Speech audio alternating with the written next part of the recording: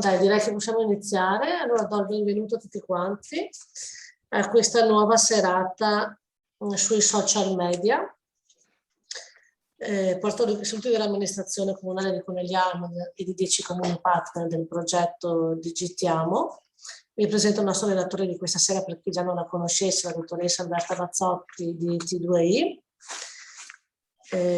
esperta in comunicazione digitale.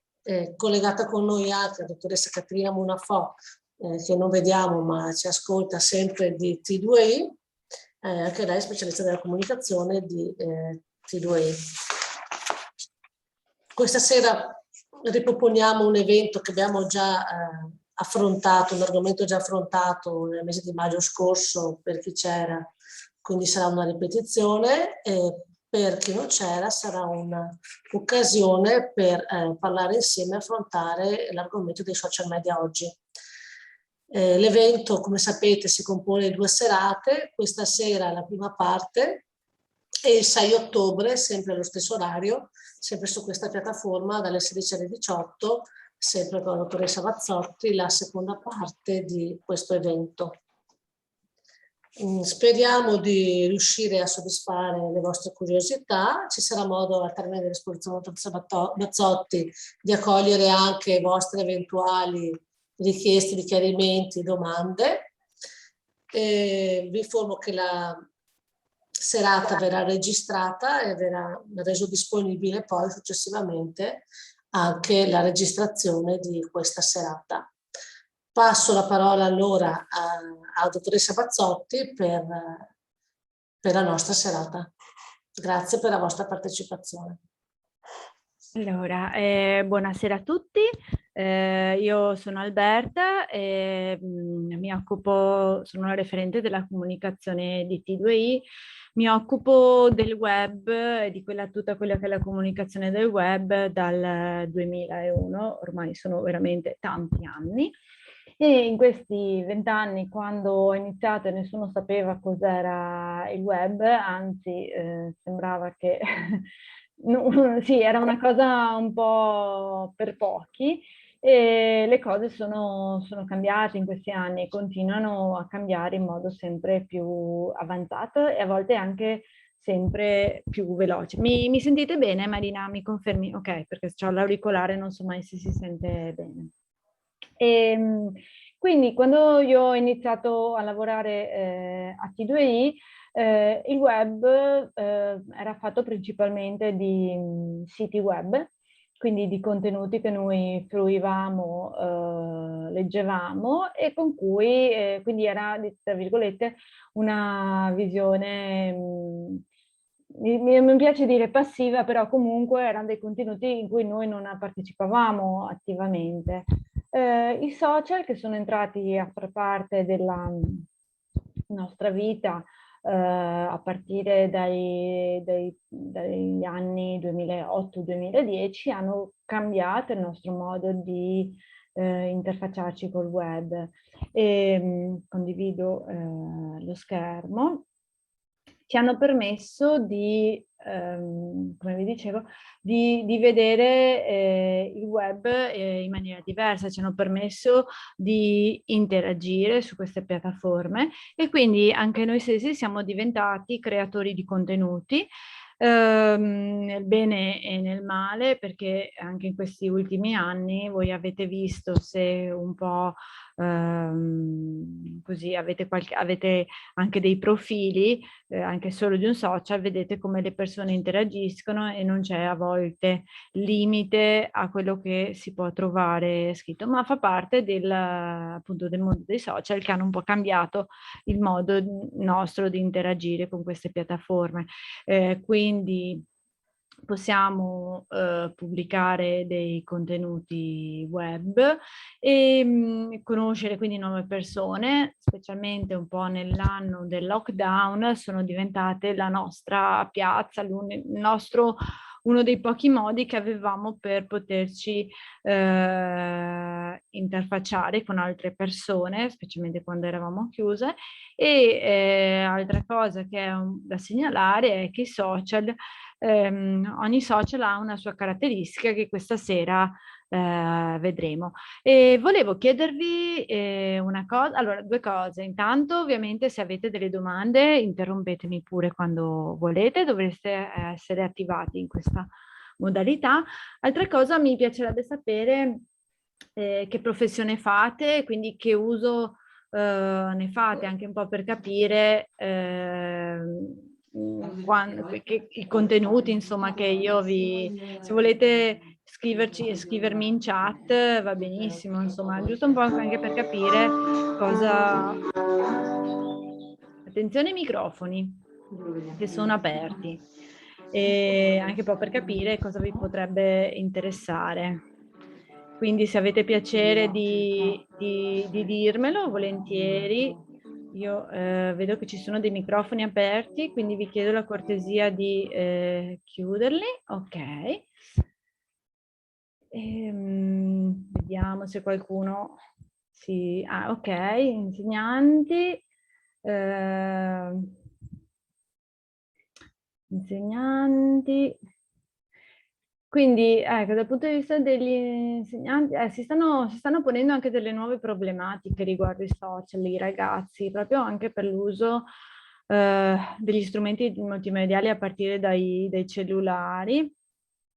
Quindi operatrici di biodanza, quindi le può interessare anche un po' dal punto di vista della promozione della propria attività.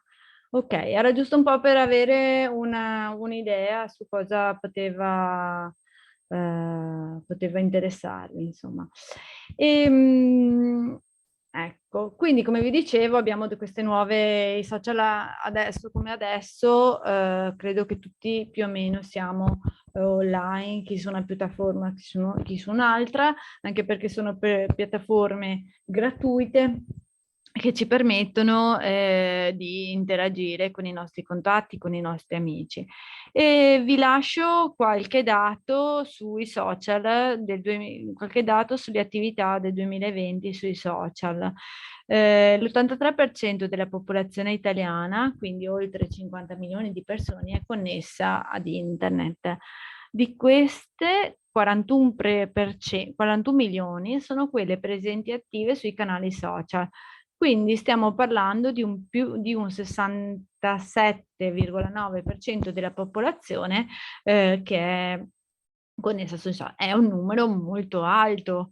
Nel 2020 c'è stato un più 6% rispetto al 2019, che ovviamente sapete, potete ricondurre voi in base anche a quello che ho appena detto a cosa è dovuto questo 6%, perché era la nostra unica finestra verso il mondo, e il 98% degli utenti social si connette da dispositivi mobile. Per me questo, soprattutto anche nelle mie attività che svolgo quotidianamente, è un dato che devo tenere presente se ho delle attività da promuovere, perché i contenuti da mobile hanno una fruibilità diversa da contenuti di un sito web. Se avete una vostra attività e dovete fare un sito web, penso anche probabilmente anche i siti delle scuole sono già pronti. I siti da mobile hanno sotto un codice di programmazione totalmente diverso rispetto a quello che è la fruizione da PC. Quindi si dice che quando un sito si può utilizzare, è fatto bene per il mobile, si dice che è responsive. A volte, come vedete, viene ad esempio in mente a Decathlon o Ikea, potete vedere anche lì che ad esempio invece di avere il sito come da PC, nei cellulari abbiamo le app da scaricare, insomma. I social che rimangono molto forti in quest'ultimo anno sono YouTube, WhatsApp e Facebook, seguiti da Instagram e Messenger. Un dato molto su cui mi soffermo un attimo è la rapida ascesa di TikTok. Tutti noi se abbiamo a che fare, se non figli o comunque magari alunni che in questa fascia d'età in cui c'è TikTok, avete presente questa piattaforma che si sta facendo conoscere. E il vero vincitore del 2020 però è l'e-commerce. In Italia abbiamo speso il 24% in più rispetto al 2019. Anche questo è un dato che ci riconduce alla pandemia. È un dato che però ci porta a considerare il fatto che le abitudini non cambieranno, non si tornerà indietro. Nel momento stesso in cui anche persone di una certa età che prima non utilizzavano l'e-commerce, ma per causa di per forza maggiore hanno dovuto utilizzare l'e-commerce, hanno portato un cambiamento nelle loro abitudini, che comunque rimarrà, perché si è riscontrata una comodità maggiore di poter avere le cose direttamente a casa, una maggiore scelta nel comprare le cose, e anche di prodotti che magari difficilmente si potrebbero acquistare. Anche i costi delle spedizioni, che una volta magari potevano essere da deterrente nell'acquistare con l'e-commerce, adesso sono relativamente diminuiti, o comunque con un determinato importo non si paga più l'e-commerce. Quindi e sono molto semplici le piattaforme da utilizzare. Ecco, quindi questo è un po' un grafico degli utenti che usano internet tra i 16 e i 64 anni, e ci fanno vedere quali sono le piattaforme più usate in Italia. Ecco, come vi dicevo, i principali social di cui parleremo in queste 2 serate. Allora, questa sera parleremo principalmente di Facebook, di YouTube e di TikTok, soffermandomi su quello come anche impostare l'attività sui social a livello di contenuti. È una cosa che magari riguarda più chi ha un'attività commerciale, un'azienda, però può essere sempre utile anche a chi vuole magari in futuro sviluppare delle proprie idee, e quindi sviluppare come si sviluppa un calendario editoriale di pubblicazione dei contenuti. Scusatemi un secondo che vedo che... Ah, ecco, scusa. Allora, perché WhatsApp viene considerato un social invece che una app di messaggistica? Perché anche WhatsApp comunque ha un social, nel senso che c'è un'interazione con gli utenti, anche perché social può essere utilizzato anche come un'app come account business, quindi tutto quello che permette un po' l'interazione con gli utenti viene considerato un social. Ok, chiedo a Marina se magari ogni tanto mi dà la cortesia di controllare le chat, se riesce, la ringrazio, che così mi concentro.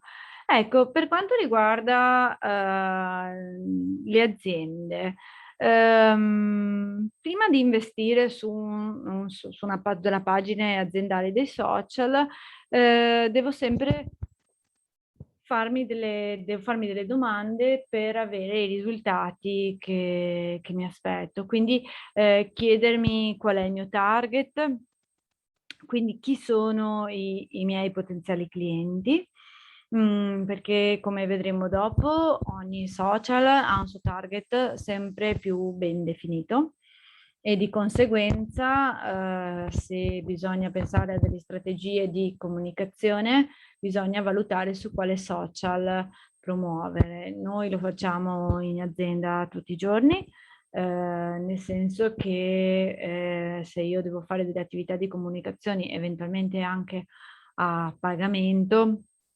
non sempre può essere producente investire su tutti i social, ma bisogna vedere in base ai contenuti che io voglio promuovere o in base al mio target, capire a chi rivolgermi.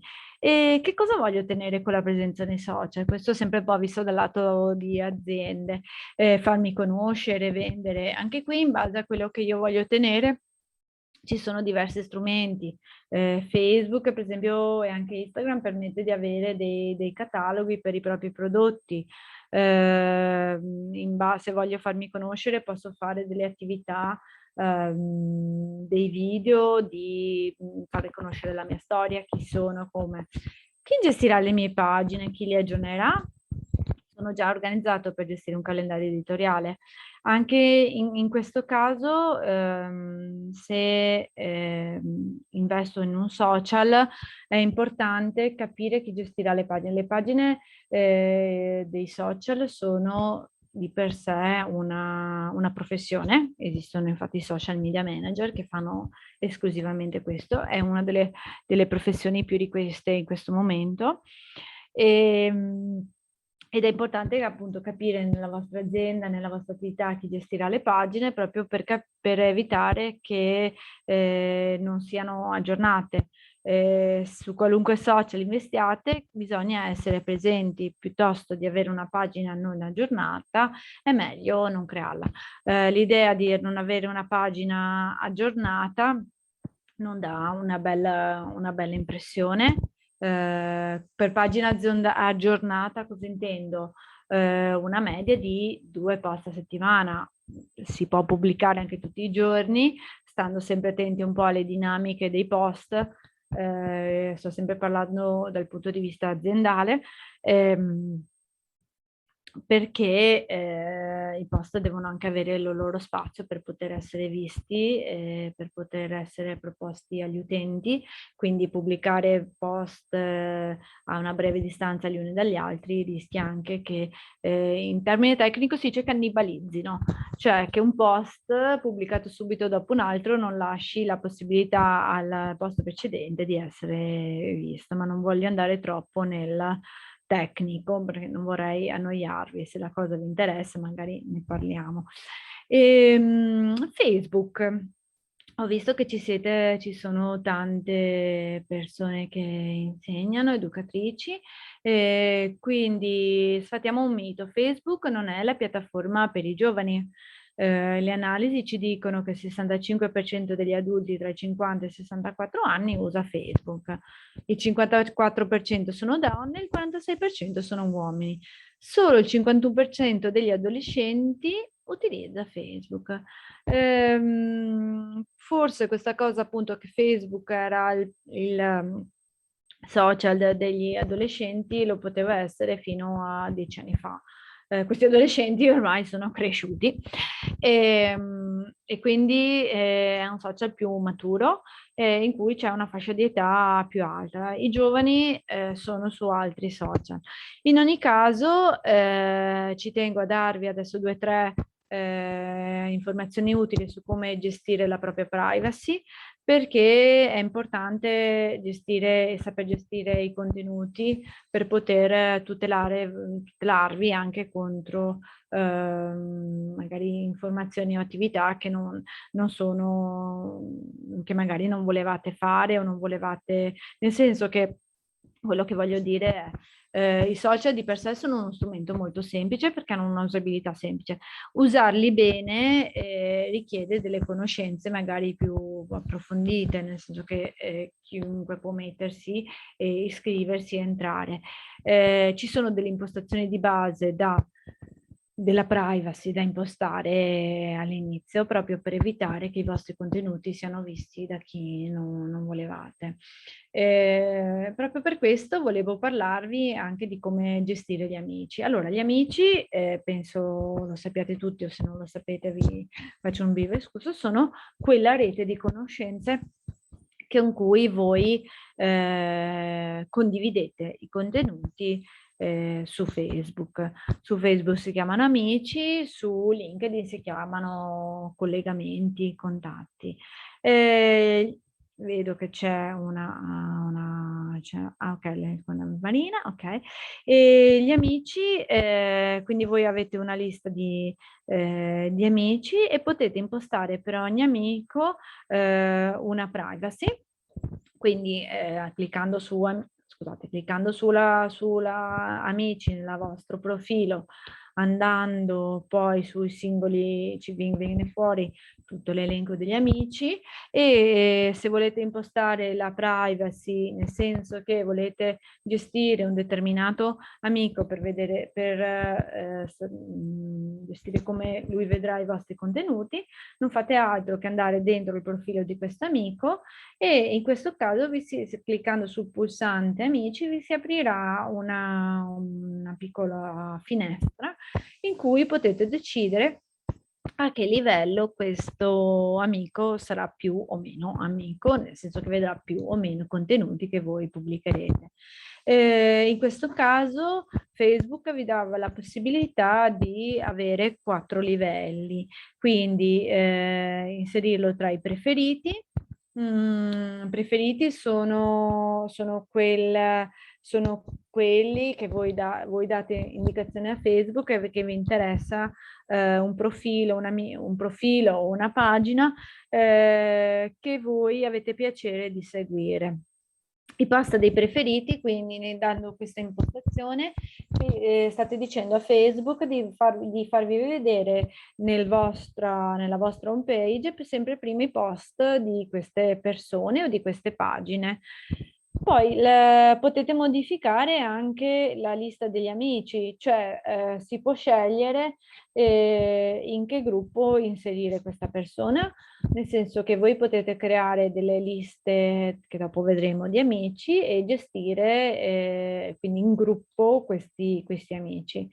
Oppure potete scegliere di non seguire più quel contatto. Il contatto rimane comunque tra i vostri amici, ma non vi vengono visualizzati gli aggiornamenti del contatto. Oppure potete rimuoverlo perché magari per varie vicissitudini non vi interessa più avere a che fare con questa persona, o comunque non volete che vedano i vostri contenuti. Allora, questa modalità permette di gestire singoli profili.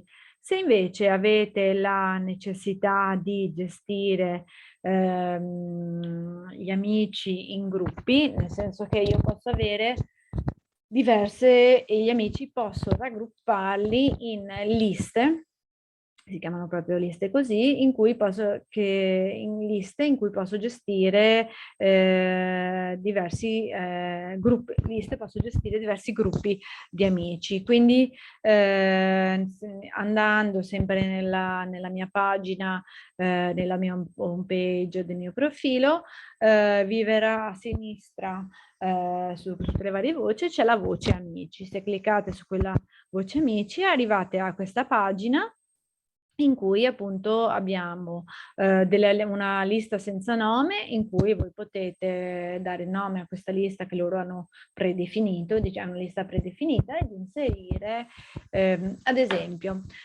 ed inserire appunto tutta una serie di miei amici. Ad esempio voglio fare una lista dei miei compagni di università, voglio fare una lista dei miei parenti, posso fare una lista dei miei colleghi d'ufficio. Questo vi permette in seguito di gestire i contenuti, cioè scegliere a chi far vedere i contenuti. Se voi non predefinite questa cosa, Facebook di default fa vedere i vostri contenuti a tutti, quindi fuori e dentro Facebook. Quindi vi consiglio, magari all'inizio o adesso che lo sapete, di gestire i vostri amici. Quindi abbiamo queste liste senza nome, che poi è una sorta di lista predefinita che voi potete personalizzare. Liste quindi con restrizioni, in cui ci sono degli amici che possono vedere i post del proprio profilo che noi rendiamo appunto pubbliche a tutti. Conoscenti è una lista di persone con cui desideriamo condividere meno contenuti. Ad esempio, io ho una lista di conoscenti che sono persone magari che ho conosciuto per lavoro, ma con cui sicuramente, che quindi io conosco in ambito lavorativo, e con cui sicuramente non ho interesse a condividere le foto delle mie vacanze. E quindi se pubblico un contenuto faccio magari che lo vedano tutti gli amici, tranne i conoscenti. Ecco, io è da un po' onestamente che non gestisco i miei amici, a dire il vero ho anche messo l'impostazione di non poter risultare nei motori di ricerca, il mio nome sì non risulta, anche perché Facebook lo uso appunto principalmente con gli amici più stretti e magari, soprattutto essendo anche amministratore di una pagina aziendale, cerco di avere una certa etica nella pubblicazione dei miei contenuti, perché parto un po' dal presupposto che purtroppo qualunque cosa voi pubblichiate poi finisce in rete. Cioè, se voi volete avere l'assoluta certezza certezza che certi contenuti non vengano visti, l'unica cosa che vi consiglio di fare è non pubblicarli online, perché purtroppo ormai è tutto online. Ecco, è un po' una visione restrittiva, però mi sento un po' di mettervi in guardia perché si vedono ancora magari comportamenti di persone che pubblicano foto pensando che non le veda nessuno, poi in realtà le vedono tante persone. Ecco, quindi oltre a queste liste che sono già predefinite, voi potete poi eventualmente creare una lista in più, quindi fare sul più crea una lista, mettere il nome della lista e poi inserire le persone che volete che ci siano in questa lista. Una volta quindi definito il raggio d'azione dei miei contatti, quindi organizzati i miei contatti, posso ogni volta che pubblico un post, vedete si apre questa finestra e si apre questo bottone con un menu a tendina, quindi schiacciando su questa freccettina, cioè questo menu si apre e vi dà la possibilità di scegliere a chi far vedere i propri contenuti. Quindi le opzioni che mi si presentano sono tutti, quindi chiunque su Facebook e fuori di Facebook, attenzione perché Facebook mette come predefinito tutti. Amici, quindi quelli con cui ho creato un collegamento su Facebook, amici tranne, e quindi anche qui si possono selezionare delle liste, ad esempio tranne i conoscenti o tranne singoli amici. Posso farla vedere ad amici specifici, quindi seleziono io a chi voglio farle vedere, ad esempio i miei contatti più stretti o ad esempio ho pubblicato un post di una convention, di una fiera di lavoro, posso farlo vedere appunto solo ai miei colleghi di lavoro o contenuti che voglio vedere solo io. Quindi magari ho piacere di condividere dei contenuti, ad esempio delle storie che ho voglia di tenere in archivio, non lo so, oppure personalizzata, quindi poi nella funzione personalizzata io posso scegliere chi includere, chi escludere tra gli amici e le liste, poi gli amici più stretti e poi alla fine appunto gli amici dei conoscenti. Questa impostazione la potete utilizzare appunto per i post che voi pubblicate e anche appunto per le immagini, quindi per qualunque post, una volta che avete definito bene i contatti, la gestione dei contatti, poi siete anche più tranquilli.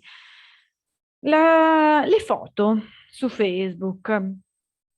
Perché è importante la privacy. La privacy, attenzione quindi,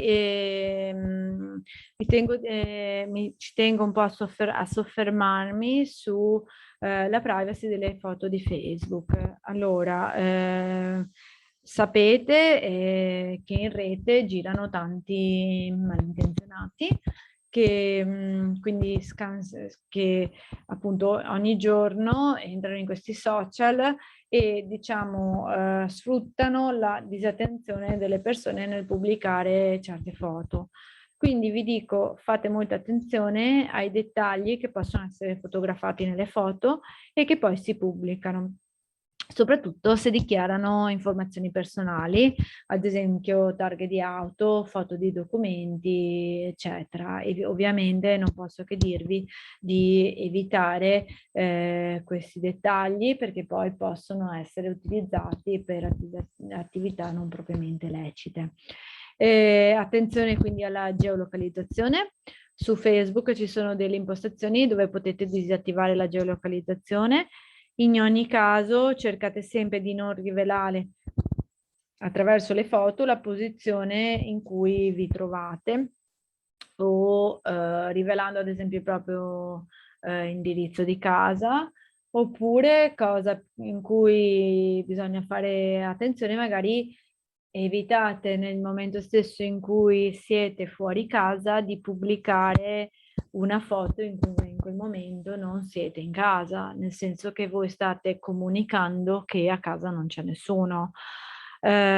Piuttosto, se proprio avete piacere di condividere dei contenuti riguardanti, non so, una gita, una vacanza, fatelo al vostro rientro. Perché sì, sembrano banalità, però purtroppo in rete girano tanti malintenzionati che su queste cose sono informazioni che a loro interessano. E non occorre che mi soffermi sul fatto di non pubblicare foto che possono essere rischiose, soprattutto se si hanno comportamenti discutibili, cioè non dichiarare di essere ad esempio in smart working invece quando non si è in smart working, ma insomma penso che faccia parte dell'etica di ciascuno di non avere certi comportamenti. In ogni caso ci tenevo insomma a farlo presente, ecco. E quindi, come vi dicevo, per le foto, come per i post, anche nelle foto, noi possiamo, sempre attraverso questo bottone grigio, con questo menu che si ha, questa freccina che apre il menu a tendina, noi possiamo impostare la privacy, come per i post, secondo sempre come abbiamo organizzato i nostri collegamenti.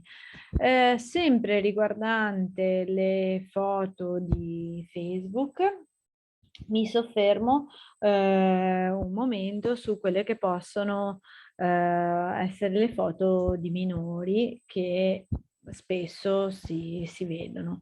Allora, pubblicare foto di minorenni su internet è vietato se manca il consenso dei genitori.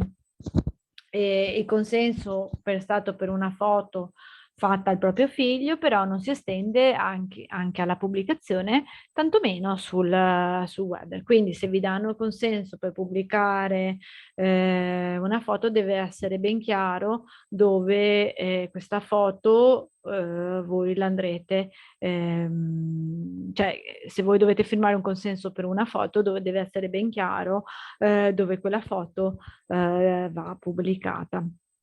E quindi per quanto si possa restringere il campo degli amici sui social ed impostare la protezione della privacy, vi è comunque la possibilità per altri di salvare di foto e di condividerle in rete. Quindi se io pubblico una foto e la vedono i miei amici, questi amici possono comunque salvare la foto e utilizzarla nella rete, quindi attenzione con chi condividete le immagini. Non vi è alcun divieto di pubblicare le foto dei propri figli. Tuttavia bisogna sapere che le immagini, soprattutto se accessibili a tutti, possono essere utilizzate da chiunque. È già successo, lo potete leggere, ci sono stati diversi casi in cui le immagini di bambini sono state utilizzate per immagini pubblicitarie e anche nel maggiore dei casi per siti di pedopornografia o pedofili che cercano anche di adescare. Quindi attenzione con le foto dei minori. Io onestamente una volta sì, si pubblicava le foto dei propri figli, io onestamente da un bel po' di anni che non pubblico più foto di mio figlio, anche perché gli creo di avere una storia nella sua vita che magari da grande mi dice cosa hai pubblicato di me, quindi evito di creargli un profilo, cioè una storia su Facebook che un domani magari potrebbe rinfacciarmi, e quindi evito. E quindi cosa vi posso dire per le foto dei minori? Di evitare foto di bambini nudi o in biancheria, o di riferimenti alle scuole che frequentano i nostri figli, o di inquadrare luoghi facilmente riconoscibili, e di evitare di inserire informazioni confidenziali, questo a tutela loro. Quando non si tratta dei propri figli, per pubblicare è necessario ovviamente avere un preventivo consenso scritto da parte dei genitori, però vi consiglio in ogni caso di oscurare il volto dei bambini. Lo so che purtroppo, soprattutto se ci sono degli asili, sarebbe bello far vedere le attività che i bambini fanno, però veramente a tutela loro è sempre meglio cercare di magari di prenderli di schiena o di non vedere il volto, in modo che non siano riconoscibili. Anche se cancelliamo le foto, vengono conservate in backup dal gestore del social e di norma le cancella definitivamente dopo 30 giorni. Quindi rimangono comunque nel backup del gestore. Quindi ecco, ritorno sempre al discorso di prima: se vuole, per la tutela è sempre meglio, se poi non volete condividere dei contenuti, per quante impostazioni di privacy ci possano essere, l'unico modo per essere veramente sicuri di non condividere di tenere in sicurezza certe informazioni, l'unico modo è non condividerle online. E per bambini di genitori separati e divorziati, se c'è un affidamento condiviso, è necessario l'accordo di entrambi i genitori per la pubblicazione delle foto online. Questo purtroppo è una cosa che sì, sono delle situazioni che ricorrono, e quindi è un'informazione che è necessario avere. Cosa poter fare se ho già pubblicato delle foto? Quindi vi starete chiedendo come poter modificare le foto che ho già online. Si può comunque modificare l'impostazione della privacy delle foto già pubblicate. Infatti basta andare sulla foto singola e in alto a destra ci sarà un menu a discesa, e lì si può reimpostare la privacy di foto che magari avete già pubblicate. Si possono impostare la privacy delle foto anche a livello di album, cioè se avete pubblicato di foto album, si intendono delle foto che voi avete pubblicato tutte insieme di un determinato argomento, ad esempio le vacanze 2021, e si può pubblicare quindi il livello di privacy a livello di album, andando sempre sulle foto, scegliendo gli album che avete pubblicato e fare su modifica. Si sceglie anche qui il profilo in base a come l'avete già impostato. E si può limitare l'accesso anche a tutti i propri contenuti andando su impostazioni.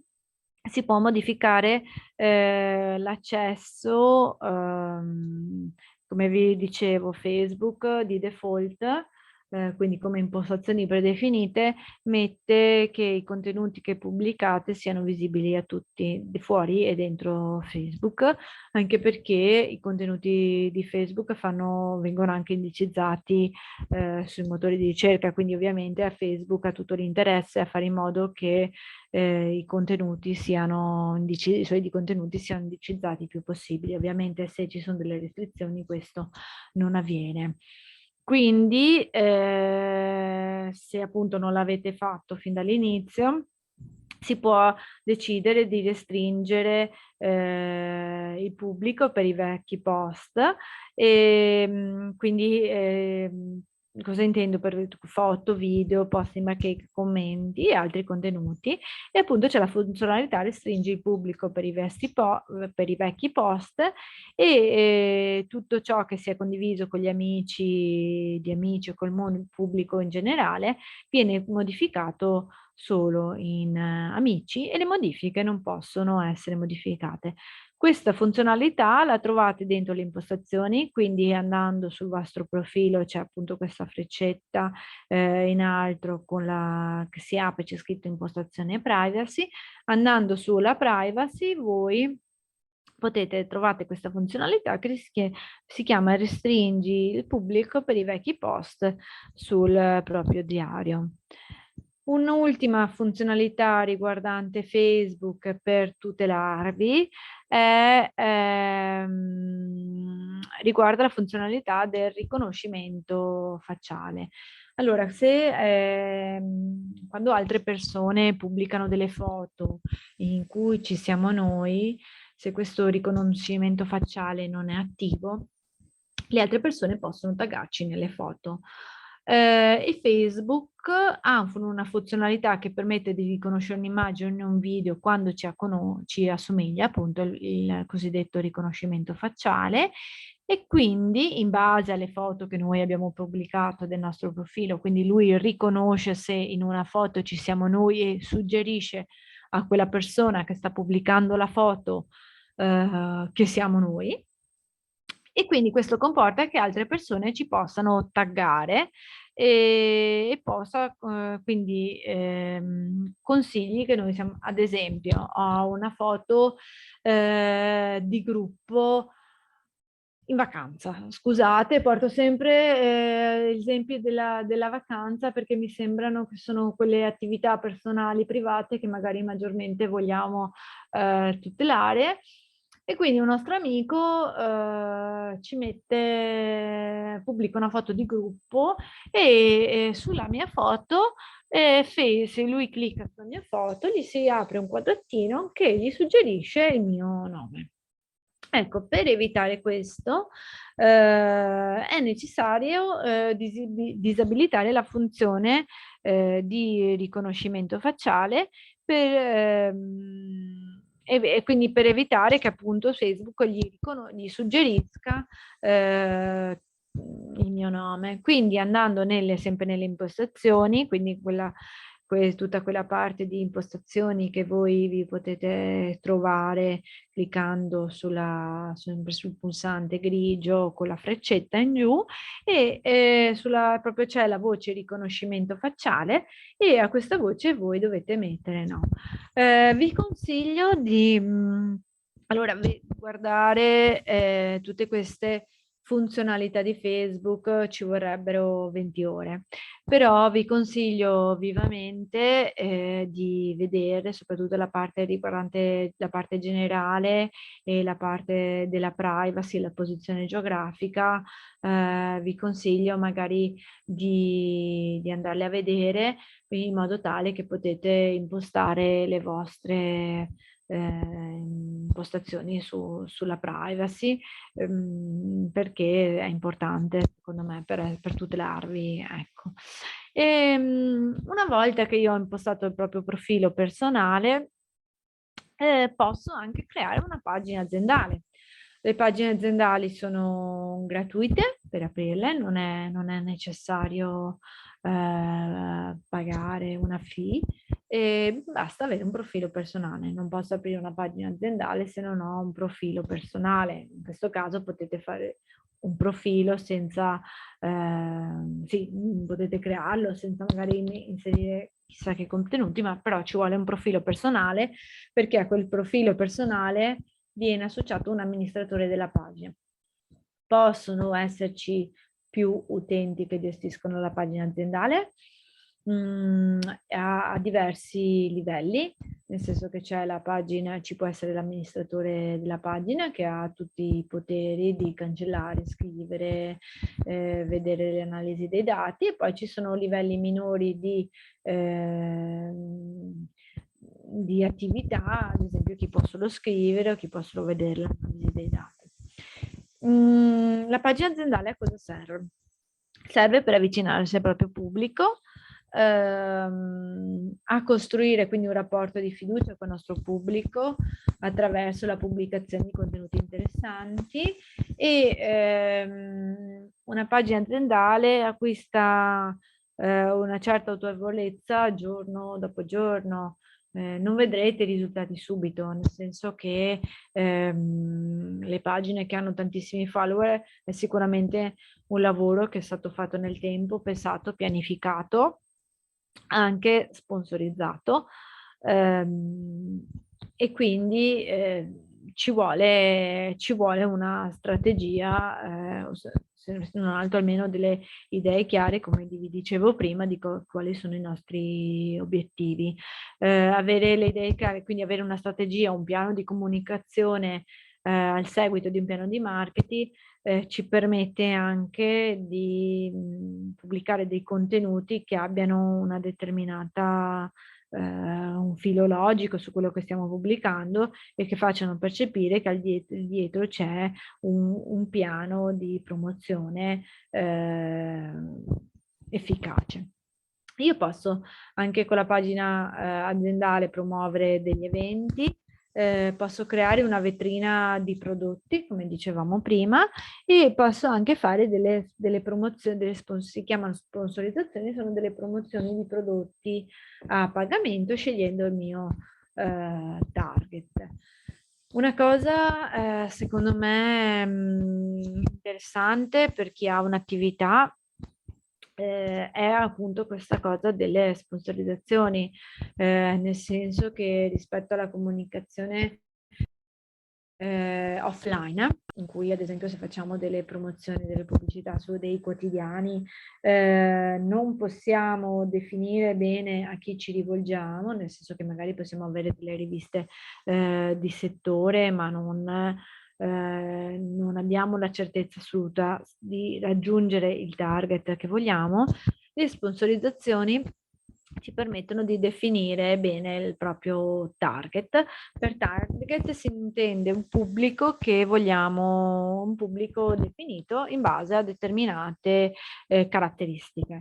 Allora, le sponsorizzazioni vi permettono di scegliere quindi il vostro target attraverso l'area geografica, quindi io posso definire un'area geografica ben precisa, attraverso il sesso delle persone, uomini e donne, l'età, quindi ho dei range che vanno appunto dai 18 ai più 64 anni, e gli interessi, i titoli di studio, quindi posso poter raggiungere queste persone in base a queste caratteristiche. Le sponsorizzate non hanno dei costi elevatissimi, quindi anche rispetto a quella che poteva essere una volta una campagna su dei quotidiani, abbiamo dei costi nettamente inferiori, anche se rispetto all'inizio si sono alzati. E quindi per avere una campagna efficace vi darei come idea un budget di 20 euro al giorno, ad esempio. Poi bisogna sempre vedere l'obiettivo, nel senso che se ho un evento da promuovere, un prodotto da lanciare, una pagina anche da lanciare, magari all'inizio investo di più, anche per più a lungo tempo, in modo da riuscire a farmi una mia fan base ampia. Ecco, un'altra cosa che c'è da dire delle pagine Facebook, questa ad esempio è la pagina di T2I, che mentre all'inizio, quando le pagine erano appena state create, cioè stiamo parlando di 5-6 anni fa, era importante il numero di follower, quindi il numero di persone che seguivano le pagine, perché dava l'entità del pubblico che seguiva i contenuti di quella pagina. Ultimamente Facebook non garantisce più che tutti gli utenti che seguono quella pagina vedano i contenuti di quella pagina, perché Facebook ovviamente è gratuito nel pubblicare, nel creare il profilo personale, nel creare la pagina, però anche lui guarda i propri interessi e quindi spinge sempre di più le aziende a fare delle sponsorizzate, perché per fare in modo che i contenuti siano visti sempre da più persone. perché attualmente non tutti i follower della pagina vedono i contenuti che noi pubblichiamo. Altra cosa, come appunto vi dicevo, Facebook ha un algoritmo che nessuno conosce, perché ci tengono ovviamente in base all'algoritmo, si definiscono come gli utenti vedono i contenuti, quindi è una cosa molto importante che Facebook non ci tiene ovviamente a fare in modo che le persone vengano a conoscenza di come funziona. E appunto l'algoritmo è lui che decide in base ai comportamenti delle persone cosa far vedere agli utenti. Ad esempio, se io ho comprato o ho guardato un paio di calzini, mi farà vedere tutte le pubblicità possibili e immaginabili sui calzini, ma questo probabilmente, se già usate Facebook, ve ne siete accorti, cioè noi siamo tracciati in tutti i nostri movimenti che facciamo online. Quindi in base a quello che noi siamo la merce tra virgolette di scambio per il fatto che il sito è gratuito, siamo noi e i nostri dati. Quindi questo purtroppo dico purtroppo perché sicuramente cioè nel senso che stiamo molto attenti magari alla privacy, però poi magari pubblichiamo contenuti sensibili pensando che non siano pericolosi. Quindi sì, stiamo attenti a dei form che compiliamo di non avere determinate informazioni promozionali, poi però magari ci sono persone che pubblicano delle foto, proprio foto personali. In quel caso lì è molto, potrebbe essere un po', sì, non è, sapete a che rischi insomma andate incontro. E la pagina di Facebook inoltre ha una funzionalità di insight, che sono delle analisi che ci permettono di vedere chi ci segue. Quindi in base agli insight voi potete vedere se la vostra TV, se state andando a raggiungere il pubblico che vi interessa, quindi potete vedere che persone seguono la pagina, e i follower e i fan, e quindi in base appunto al sesso, l'età, da dove si connettono, dalla città, da che città, da che nazione e che lingua usano.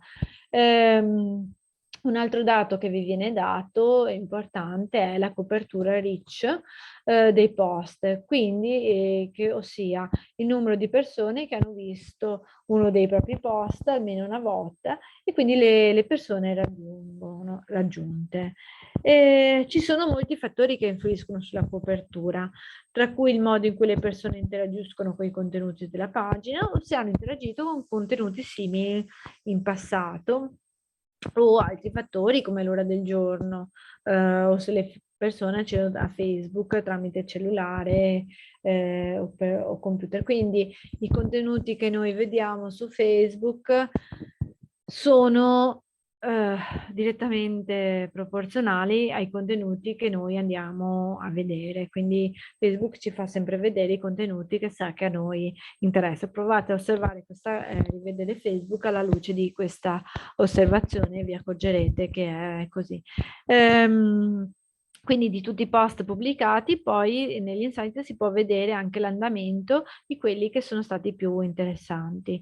Ultimamente, proprio per la gran mole di contenuti che i social ci propongono, sono sempre più attraenti, appetibili i contenuti video e foto.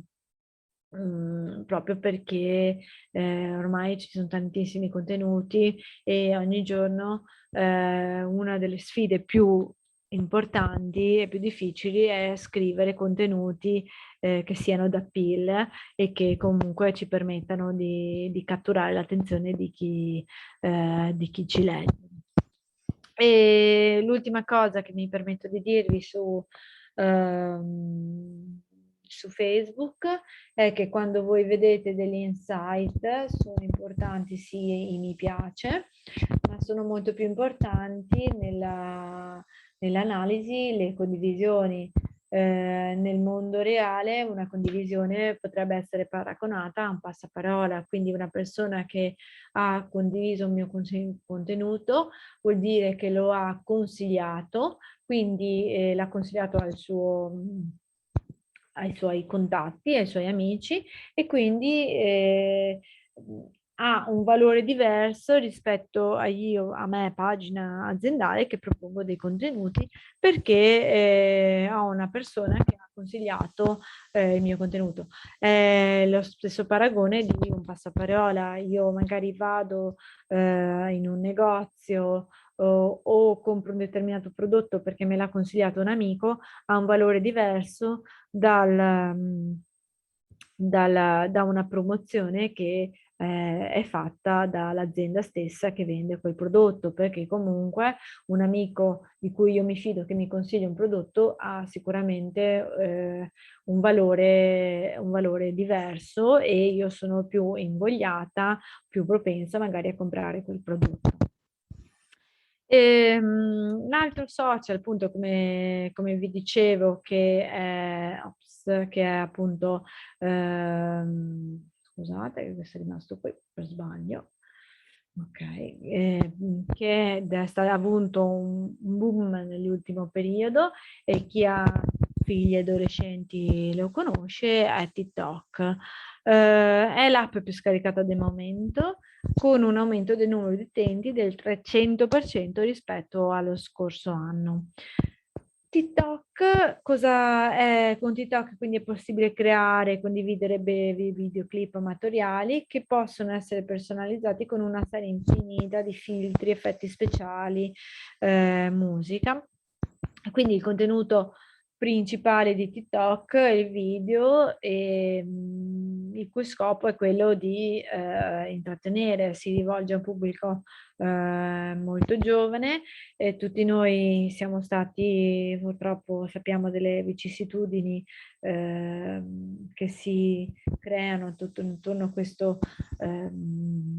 questo social, insomma, per i giovani, però è un'app che in cui stanno entrando, in questo momento, diciamo, sta catturando l'attenzione anche delle aziende. Cosa posso fare con TikTok? Si possono realizzare video verticali, quindi con il cellulare, è un'app che funziona esclusivamente da mobile, di una lunghezza tra i 15 e i 60 secondi, quindi molto veloci. Si può scegliere una musica da un'ampia libreria da abbinare il video, e poi, come vi dicevo, si può modificare con tutta una serie di kit di editing che i ragazzi condividono. Il target quindi è molto giovane, perché va dai 12 ai 20 anni.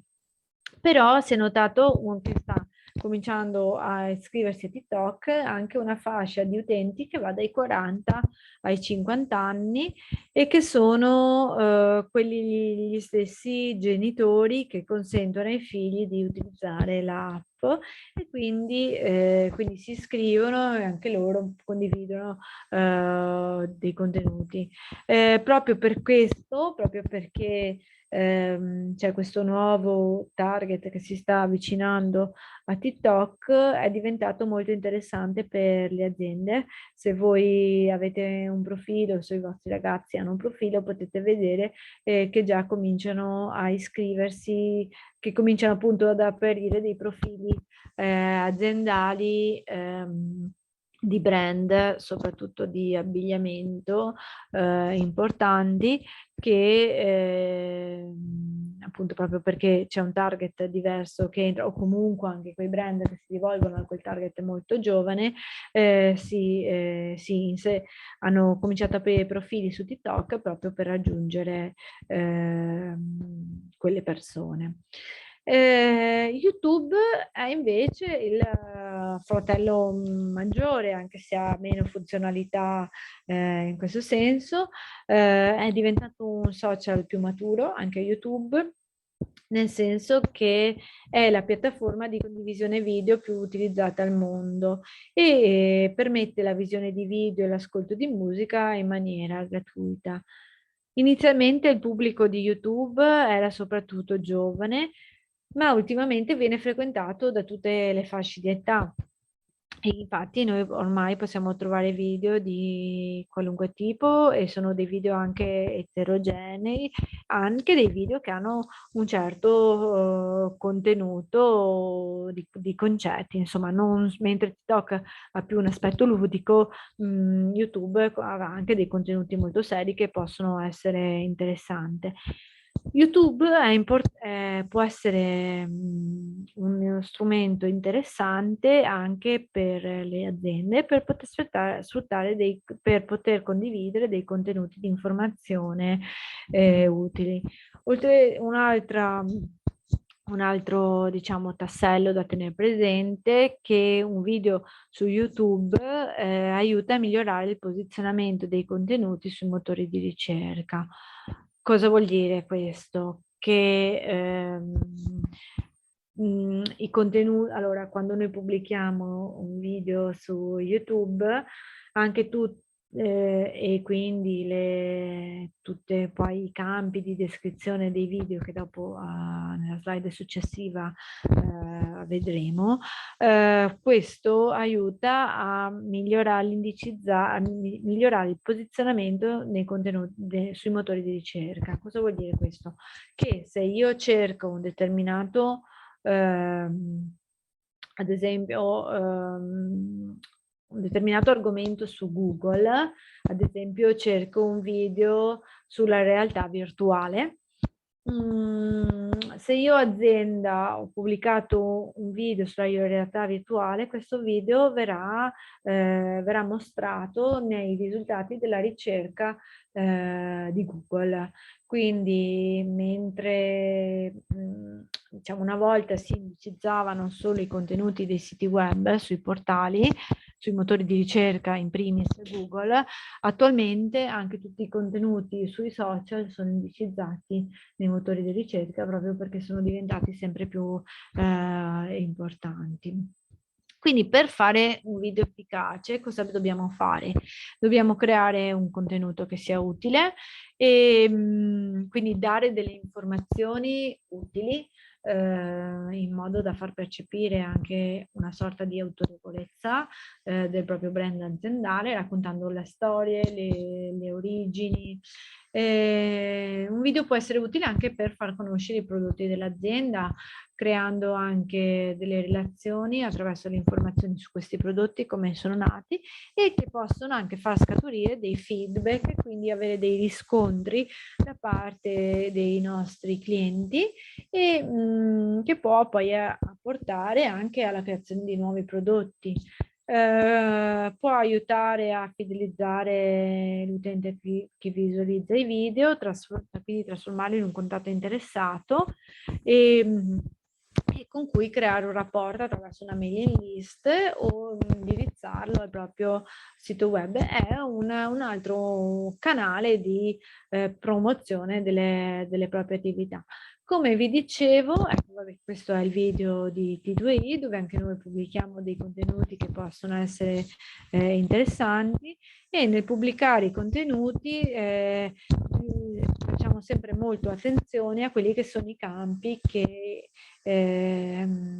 ci vengono richiesti quando pubblichiamo un video. Quindi anche qui l'iscrizione a YouTube è gratuita, ci si può iscrivere qui come utente privato, come pagina, quindi come pagina aziendale e una volta caricati i video possono essere anche, non c'è un limite di lunghezza dei video, quindi voi potete caricare anche video lunghi.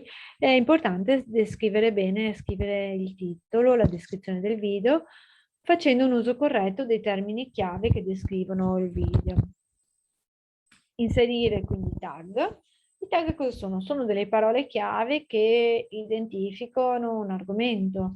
la cui finalità è sempre quella di farsi, di permettere che quel video, il vostro video, venga cercato qualora si ricerchi un determinato argomento. Ad esempio, se io nel campo tag metto la parola innovazione, poi magari il mio utente entra in YouTube e cerca innovazione, anche il mio video verrà fuori tra i video innovazione.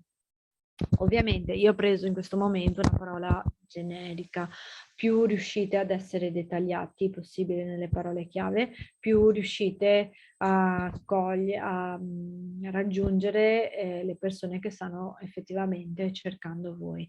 È importante selezionare quindi, anche quando si pubblica un video, la lingua ed inserire dei sottotitoli, perché molto spesso ultimamente i video vengono anche guardati in situazioni, in contesti dove non è possibile attivare l'audio. YouTube permette di creare dei sottotitoli in automatico in base a quello che l'utente dice in base a chi parla nel video, ecco. E quindi sono importanti anche per non perdere magari utenti che potrebbero guardare il vostro video. È importante inserire anche la data e la località della registrazione, perché i video possono essere cercati anche in base alla località e ovviamente anche la categoria, cioè quindi la categoria scienze, ci sarà la categoria scienze, tecnologia e istruzione, che permette di raggiungere più facilmente gli spettatori interessati. Il web in generale, o comunque tutte queste piattaforme, sanno bene che l'utente, se non trova quello che cerca, va via. Quindi cerca di dare subito agli utenti i contenuti che interessano. L'utente del web, secondo me, lo definisco un utente viziato, nel senso che non abbiamo, nessuno di noi ormai ha più la pazienza di cercare di passare troppo tempo a cercare i contenuti. Se non troviamo quello che non vogliamo, subito cambiamo sito, cambiamo video, perché ci sono talmente tanti contenuti che ci permettono di poter diciamo agire così.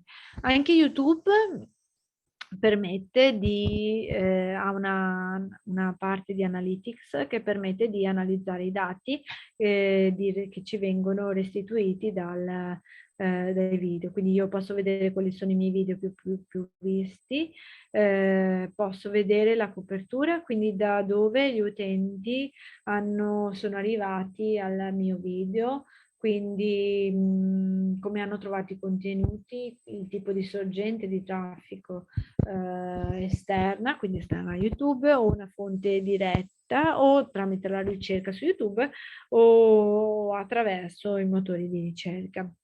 Il coinvolgimento viene basato ai tempi di visualizzazione, e quindi per coinvolgimento si intende quanto è piaciuto un video a un utente, quindi ovviamente più io guardo un video più è alto il mio coinvolgimento, e posso vedere chi sono queste persone che guardano la mia pagina, il mio video, quindi se in base anche qui all'età, al sesso, alle lingue e alle regioni geografiche principali, ecco. E dopo questa panoramica che vi ho fatto su questi social principali, poi la prossima edizione di mercoledì prossimo vedremo il link di Instagram e faremo anche un accenno a Twitter. Volevo un attimo soffermarmi su come si costruisce un calendario editoriale. Il calendario editoriale è soprattutto dedicato a chi vuole aprire una pagina o più pagine sui diversi social riguardanti la propria attività. Il calendario editoriale permette di pianificare i contenuti e creare dei filoni editoriali che poi andremo per poi pianificare le uscite di questi contenuti su un calendario. Quindi la prima cosa da fare per costruire il calendario è fare una lista di argomenti o temi o filoni interessanti per il nostro target e distribuirla sul calendario. Ad esempio, se ho un ristorante, posso fare ad esempio definire un filone dedicato a delle ricette, un filone dedicato, non so, a come sì, a dei nuovi piatti, o se io ho un negozio di abbigliamento posso dedicare a ciascuna linea di prodotti la posso definire come filone editoriale e quindi poi ridistribuirli sul calendario. Per ogni filone editoriale posso definire anche che tipologia di contenuti creo, quindi se delle news, delle interviste magari a dei clienti, dei tutorial. Tutorial sono quelli che appunto mi spiegano come poter fare determinate attività o avere anche delle recensioni che sono molto interessanti, delle dirette o dei reportage dietro le quinte, se magari creo degli avvenimenti, degli eventi.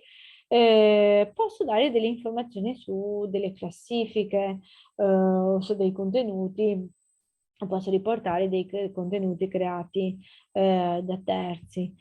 Posso inserire in questo calendario anche le cadenze fisse e le ricorrenze che mi aiutano per pubblicare dei contenuti a tema. Ad esempio nei prossimi giorni c'è la festa dei nonni, quindi magari se ho un negozio di gioielli posso ricordare che è la festa dei nonni e ho dei gioielli per la nonna, oppure il Natale, la Pasqua, tutte quelle ricorrenze che mi permettono di agganciare un po' la mia attività e magari di fare dei post a tema. Oltre al calendario editoriale, vi consiglio, se avete un'attività, di pensare anche a una linea grafica del vostro brand, del vostro prodotto, che parte da un marchio che abbia dei colori coordinati nei layout di impostazione, partendo da un marchio, che poi mantenga i colori che avrete nel marchio anche proprio nei layout o nelle immagini che creerete nei post o nei video, insomma. E quale potrebbe essere il vantaggio del calendario editoriale? Allora, il calendario permette di pianificare e mettere ordine. Quindi, prima di tutto serve a chi gestirà i social per fare in modo che ci sia una gestione corretta di più account, che non ci siano sovrapposizioni e fare in modo che sì, la pianificazione evita che magari ci siano affollamenti di notizie su un giorno e su altri giorni non ci siano notizie. Aiuta a gestire le scadenze, infatti se noi definiamo delle scadenze o dei giorni in cui vogliamo pubblicare dei post, le definiamo nel calendario, ci aiuta a non magari procrastinare queste scadenze e appunto ci dà un po' una tabella di marcia di come agire. Ci aiuta anche in questo senso quindi a risparmiare del tempo proprio perché abbiamo già le idee chiare. E ottimizza il flusso di lavoro in team, se ci sono più persone che devono gestire le pagine social, il fatto che ci sia un calendario permette alle persone di potersi lavorare in team. Inoltre un calendario permette anche di di cercare in anticipo il materiale da reperire, cioè se io ho definito che in una tal data deve uscire un contenuto. Questo mi permette di cercare per tempo i contenuti che io voglio pubblicare, in modo da trovarmi preparato il giorno che devo pubblicare i contenuti e quindi sono pronto appunto per la pubblicazione dei contenuti. Quindi quali sono i campi che io posso inserire nel calendario editoriale? Allora, sicuramente posso inserire il giorno e l'ora di pubblicazione, posso inserire, come vi dicevo, le ricorrenze, sempre ovviamente in base alla propria attività, in relazione a quello che uno fa. Secondo me le ricorrenze possono essere diverse, insomma. Poi posso definire gli argomenti dei post, quindi posso definire che filoni editoriali abbiamo. E questo pubblicato in un calendario editoriale mi permette di avere una visione di insieme se sto dedicando troppo argomento, cioè magari troppa attenzione a un filone e meno attenzione ad altri temi, quindi dare una sorta di omogeneità di contenuti in modo che ecco, noi per esempio come team di comunicazione abbiamo un calendario editoriale e per ogni tema, da ogni filone abbiamo dedicato un colore, in modo che anche visivamente a primo impatto si vede se quel filone sì, se ci sono stati magari troppi argomenti riguardanti un filone o un altro. E poi, come vi dicevo, che tipologia di post inseriremo, quali contenuti multimediali e anche i nostri hashtag e le nostre citazioni, di cui adesso magari faccio un breve accenno, e anche il collegamento al post, ossia una call to action, ossia quando io pubblico un post, poi faccio comunque, si chiama una call to action, quindi spingo l'utente che mi legge il post a fare un'ulteriore azione, che potrebbe essere andare al mio e-commerce, che potrebbe essere andare a leggere i contenuti sul mio sito web, che potrebbe essere andare a rispondere a un sondaggio che io ho creato. Mi soffermo un attimo sulla differenza tra il cancelletto e la chiocciolina. Allora, come vi ho accennato prima, il cancelletto, che si chiama hashtag, permette di definire delle parole chiave. Le parole chiave in tutti i social, principalmente in Instagram, quindi lo vedremo la prossima volta, ma anche in tutti gli altri social, permette di inserire delle parole chiave con cui poi noi possiamo andare a cercare quei contenuti. Quindi possono essere delle parole chiave generiche, che quindi permettono di indicizzare meglio i miei contenuti, ma possiamo anche scegliere delle parole chiave specifiche che ci rappresentino, che abbiamo creato noi e con cui noi andiamo a definire tutti i contenuti della nostra attività. Ad esempio per T2I noi avevamo creato l'hashtag qui si fa, e quando pubblichiamo i nostri contenuti mettiamo sempre questo hashtag qui si fa, in modo tale che magari un utente vede un mio contenuto il contenuto della mia pagina Facebook con questo hashtag, e cercandolo nel motore di ricerca di Facebook vengono fuori tutti i post che hanno lo stesso hashtag.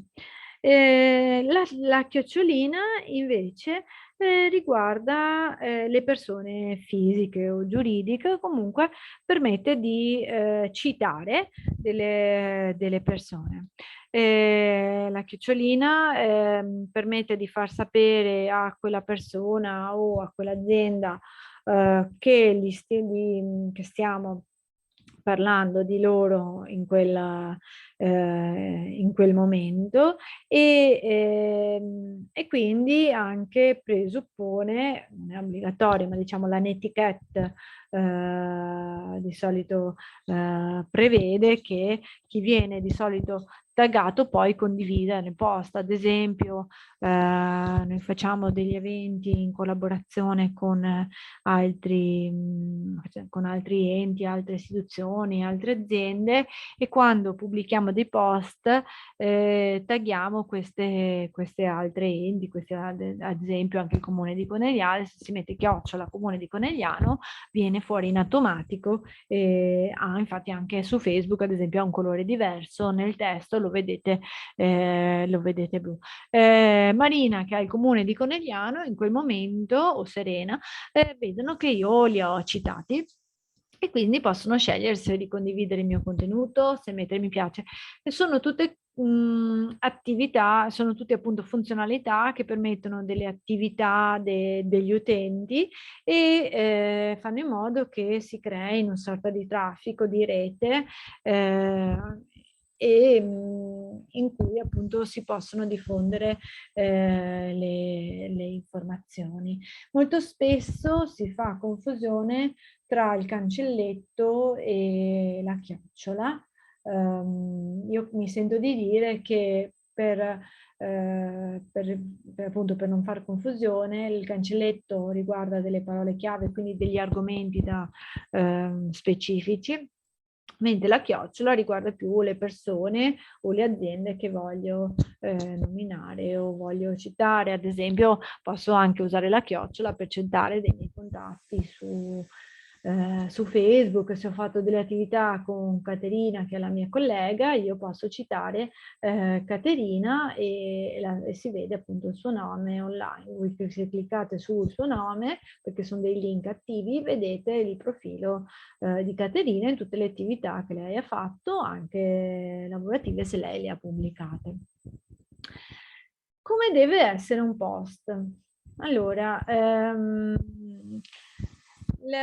i post hanno una struttura diversa, nel senso che l'errore che spesso si fa quando si pubblicano i contenuti online è quello di fare una sorta di introduzione, parlare dell'argomento, cioè diciamo il focus dell'argomento non è, viene scritto dopo e nel frattempo abbiamo già perso l'utente.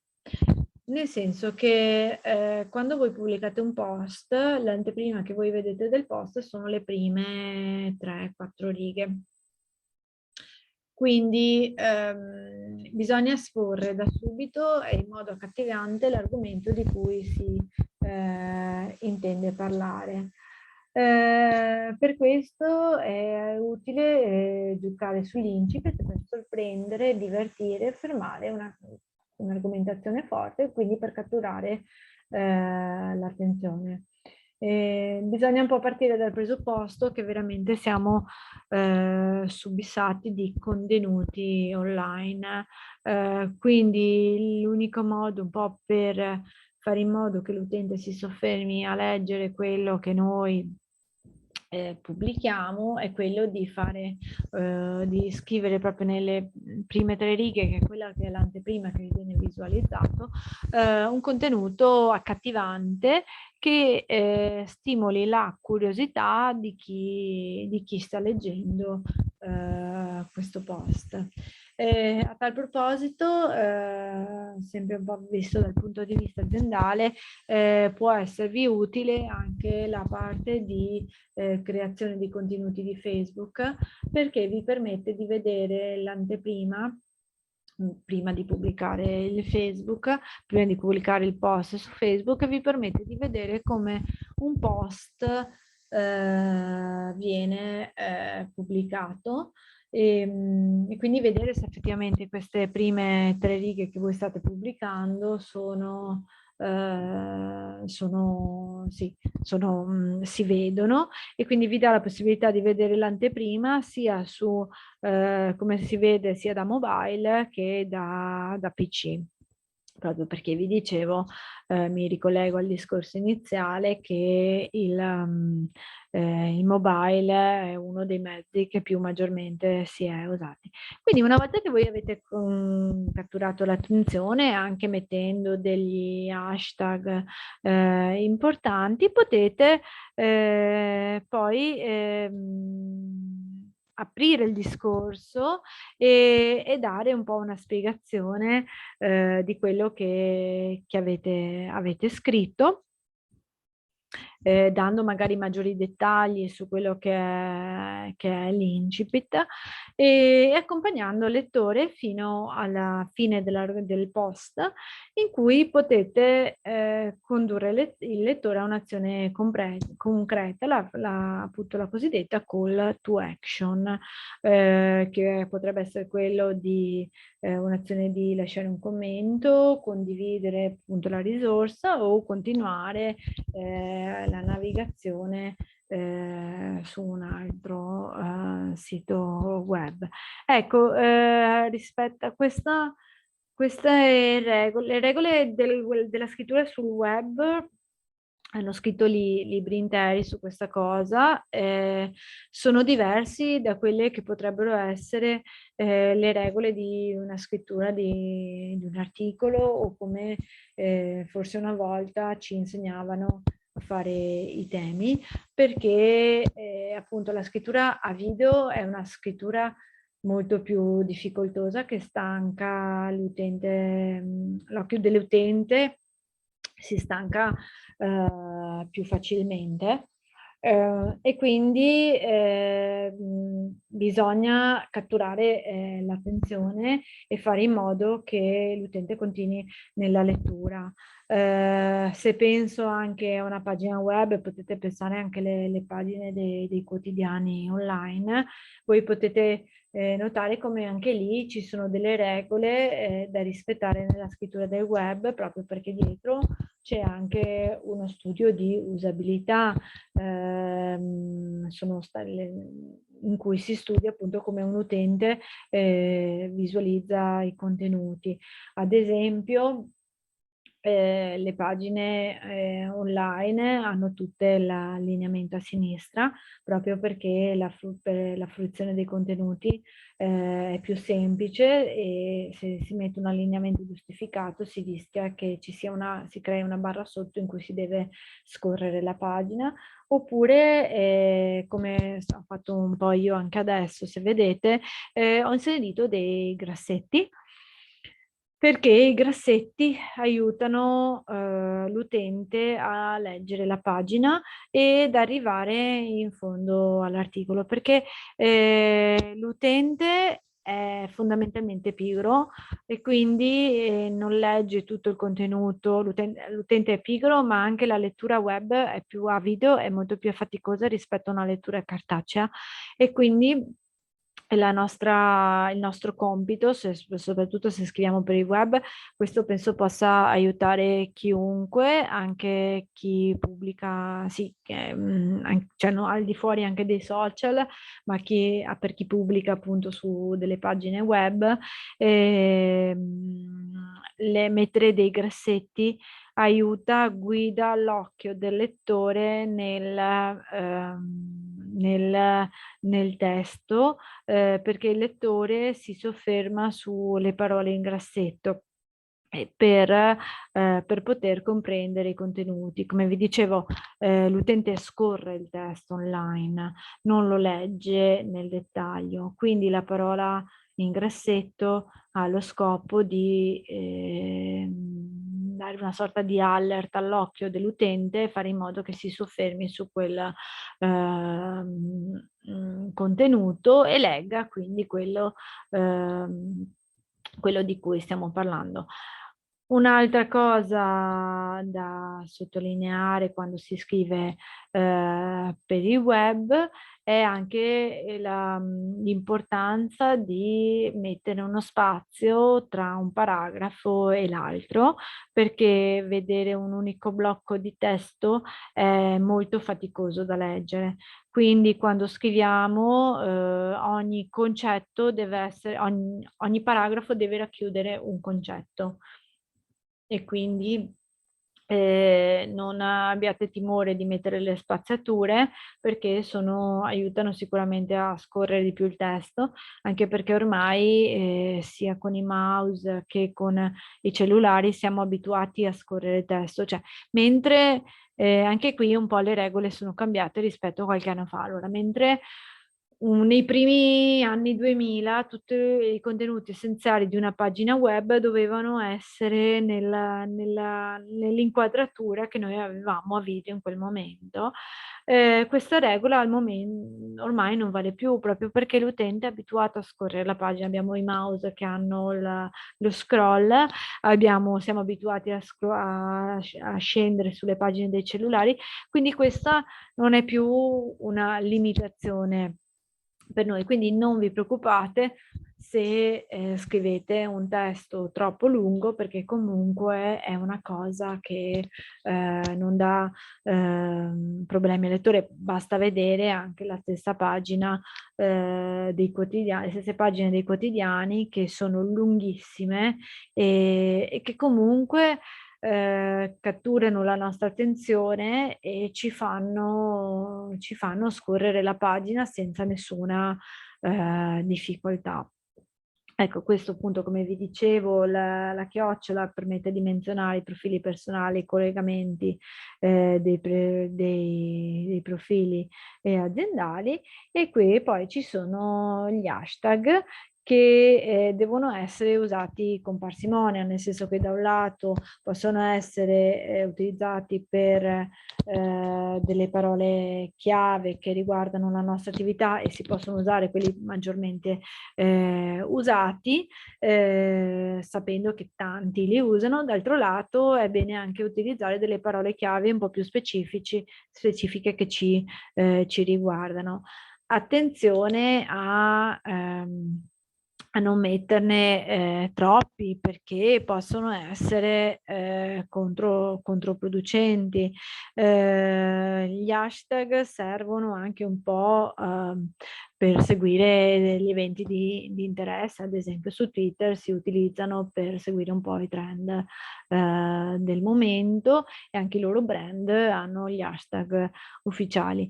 Vi consiglio sempre, se avete idee magari di aprire una pagina aziendale, di fare anche delle attività di benchmarking, quindi di vedere cosa fanno i propri competitor.